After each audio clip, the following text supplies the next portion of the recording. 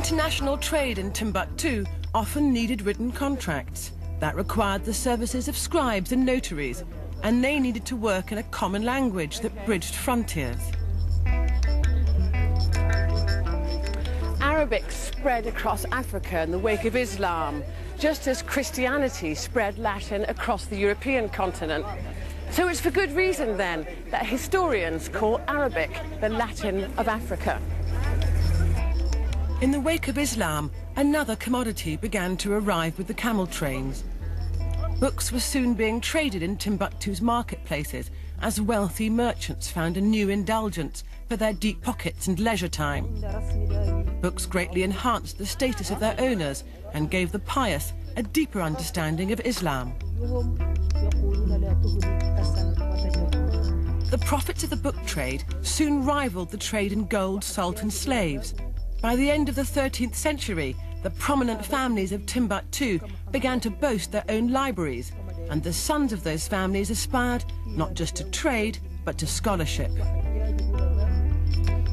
Paper was imported from Europe and China, and a new occupation swelled the ranks of the city's workforce.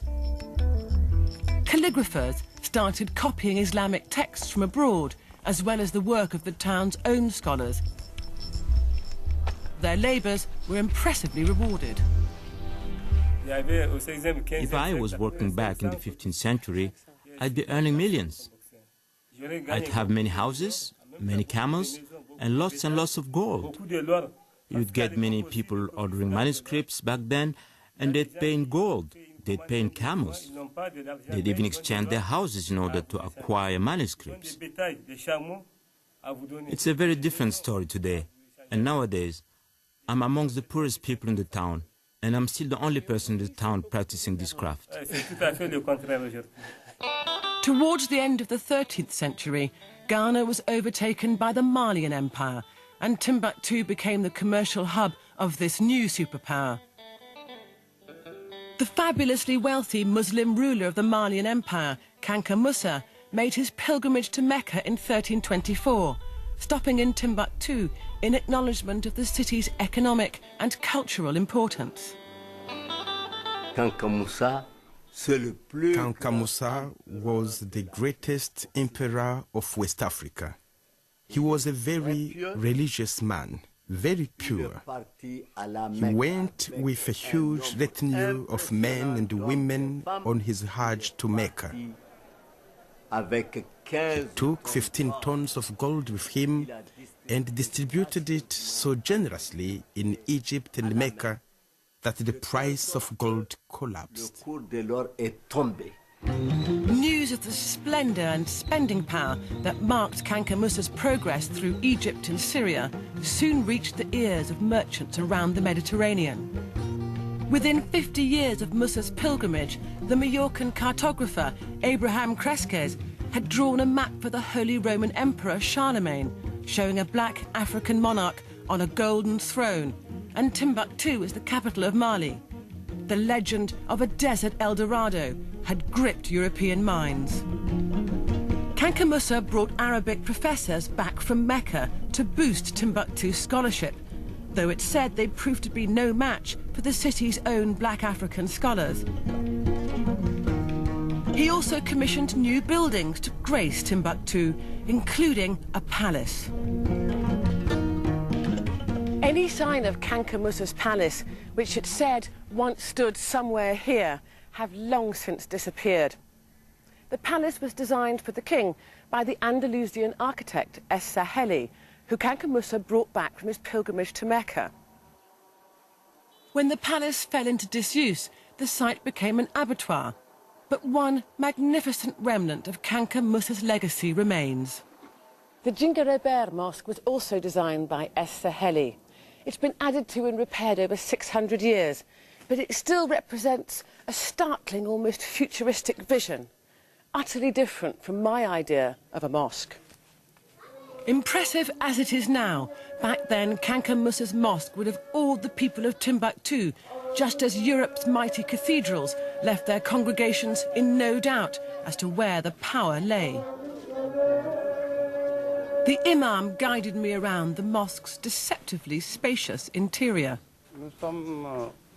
We are in the second prayer aisle of the mosque, and there are 9 of them in all, each about 100 meters long. When you look from the outside, you get the impression that the mosque is not very large. But when you come inside, you see that it's actually huge. And when you come into the mosque too, you get the impression that it's air-conditioned. The architects made it in such a way to stop the heat from getting inside, because the mud brick is a bad conductor of heat. So the mosque always has the temperature of the early morning. Scholarship as much as trade was to drive Timbuktu's reputation. Timbuktu's scholars were avid in their pursuit of knowledge in every field. Knowledge was highly respected in the Islamic world, and those possessing it won prestige and power. With its professors and their prolific writings, Timbuktu was set to become the region's most important centre of learning.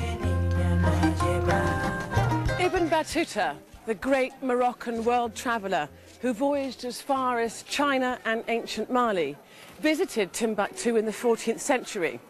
In his chronicles, he noted his impressions of the city, in particular the piety, tolerance, wisdom and justice of its inhabitants. You had so many books coming from Arabia, and because the people of Timbuktu had digested so much Islam, they were able to give it real meaning and accessibility for the people. Because of Timbuktu's mastery of Islam, it has always strived towards an Islam with great tolerance.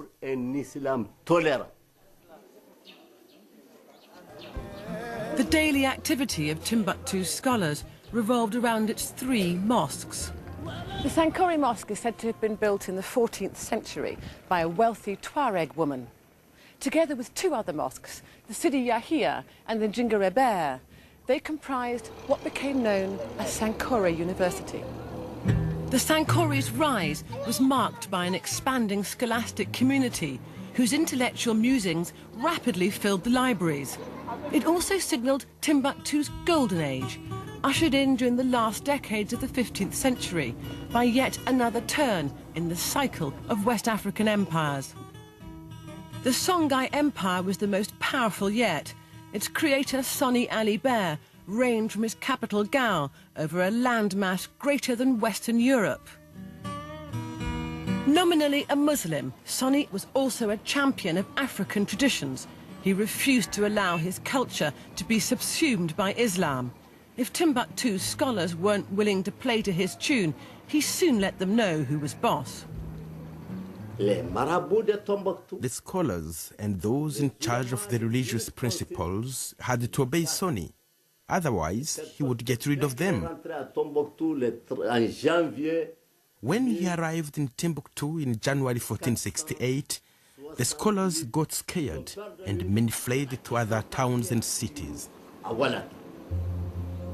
But Soni Ali Bear was also a visionary and an idealist, a leader who today's historians might hail as the continent's first Pan-Africanist. Soni was a great visionary too. He wanted a united Africa, and furthermore, everywhere he conquered, he imposed his own language. For him, unity is the means of communication and a common language.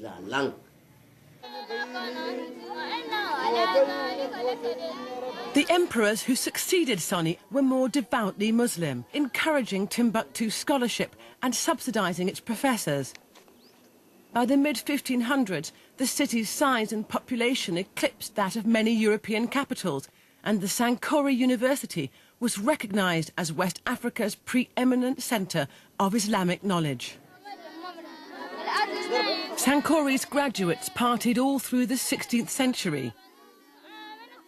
But in 1591, a cataclysmic event shattered Timbuktu's scholastic idyll and destroyed the stability of the Songhai Empire for good.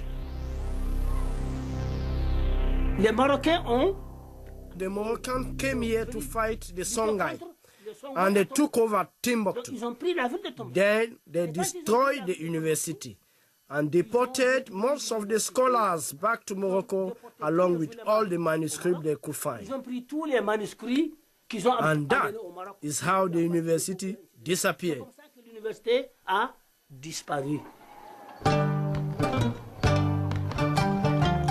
But the Moroccan invasion was just one factor in Timbuktu's decline.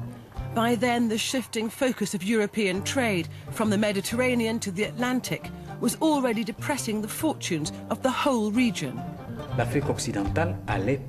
West Africa was always going to lose the battle.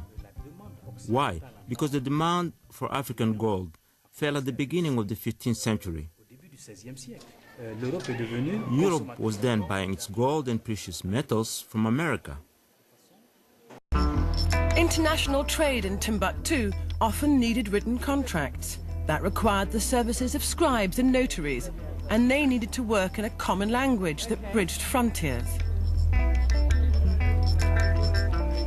Arabic spread across with the camel trains. Books were soon being traded in Timbuktu's marketplaces as wealthy merchants found a new indulgence for their deep pockets and leisure time. Books greatly enhanced the status of their owners and gave the pious a deeper understanding of Islam, inspired not just to trade, but to scholarship. Paper was imported from Europe and China, and a new occupation swelled the ranks of the city's workforce. Calligraphers started copying Islamic texts from abroad. Africa in the wake of Islam, just as Christianity spread Latin across the European continent. So it's for good reason, then, that historians call Arabic the Latin of Africa. In the wake of Islam, another commodity began to arrive. The profits of the book trade soon rivaled the trade in gold, salt and slaves. By the end of the 13th century, the prominent families of Timbuktu began to boast their own libraries, and the sons of those families